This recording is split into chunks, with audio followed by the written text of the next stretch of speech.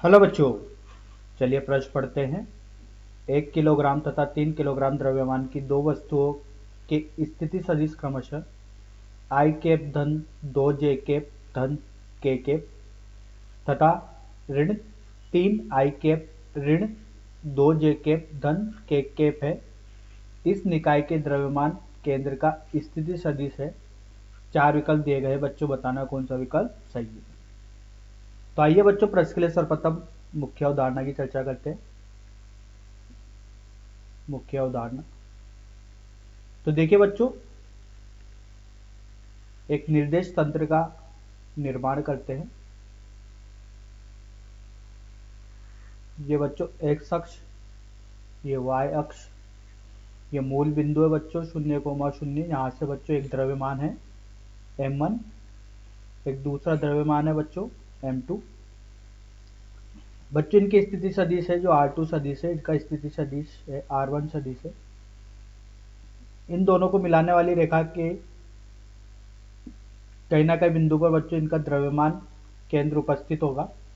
तो इनके द्रव्यमान केंद्र का जो स्थिति सदिश होगा बच्चों, वो इस प्रकार से दिया जाएगा। m1 r1 सदिश धन m2 r2 सदिश जमा में m1 धन m2।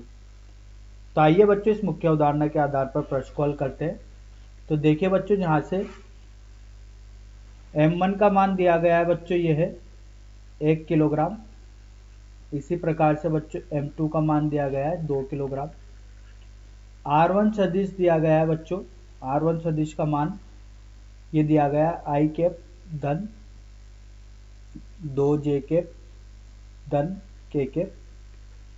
इसी तरीके से r2 सदिश का मान दिया गया है बच्चों ऋणात्मक 3 I कैप धन, सॉरी बच्चों माफ कीजिएगा, ऋण 2 जे कैप धन के कैप। तो इनका जो स्थिति सदिश द्रव्यमान केंद्र का, वो जैसा मुख्य उदाहरण में बच्चों सूत्र चर्चा की है, उस सूत्र को यहाँ लिखते हैं और इसी सूत्र के आधार पर बच्चों उत्तर को ज्ञात किया जाएगा। तो सूत्र बच्चों कुछ वो इस प्रकार से था। चलिए बच्चों मान रखते हैं। m1 का मान है बच्चों 1, r1 सदिश का मान रखते हैं, तो ये होगा आई कैप धन 2 जे कैप धन के कैप धन m2 का मान है 2, r2 सदिश का मान है बच्चों ऋणात्मक 3 I कैप ऋण 2 जे कैप धन के कैप जमा में होगा बच्चों कुल द्रव्यमान 3 m1 धन m2।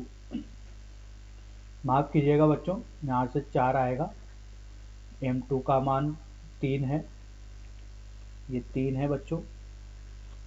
अब देखिए बच्चों, अगर इसको हल करते तो देखिए क्या मिलता है। यहाँ से r सदिश का द्रव्यमान केंद्र का, तो देखिए यहाँ से मिलता है आई कैप धन 2 जे कैप धन के कैप धन ऋण 9 I कैप ऋण 6 जे कैप धन 3 के कैप बटे 4। तो देखिए बच्चों, अगर इसको आगे की तरफ और हल करते हैं तो द्रव्यमान केंद्र का जो स्थिति सदिश हल करने पर निकल के आएगा, वो निकल के आएगा। देखिए इसको लिखते हैं आई कैप धन 2 जे कैप धन के कैप।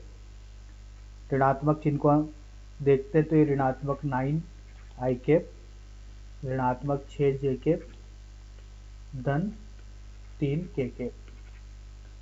कोष्टक को हटा दिया बच्चों, तो यहाँ से सारे मान आ गए।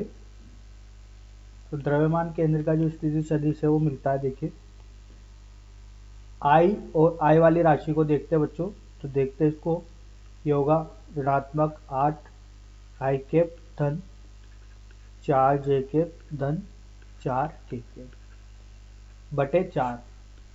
तो देखिए बच्चों, 4 से भाग करने पर जो यहाँ से इस द्रव्यमान केंद्र का स्थिति सदिश मिलता है वो मिलता है ऋणात्मक 2 I कैप, और यहाँ से होगा बच्चों, यहाँ से माफ कीजिएगा, यहाँ से ऋणात्मक आएगा, ये ऋणात्मक चिन्ह आएगा यहाँ पर ऋणात्मक जे कैप धन के कैप। तो यही अपने प्रश्न का उत्तर है बच्चों। आशा करता हूँ आपको समझ में आया होगा। सही विकल्प का चयन करते हैं बच्चों। ऋणात्मक 2 आई कैप, ऋणात्मक जे कैप धन के कैप। तो यहाँ से दूसरा विकल्प सही है बच्चों। मिला लेते हैं, ऋणात्मक 2 आई कैप, ऋणात्मक जे कैप धन के कैप। तो आशा करता हूँ आपको यह समझ में आया होगा। धन्यवाद।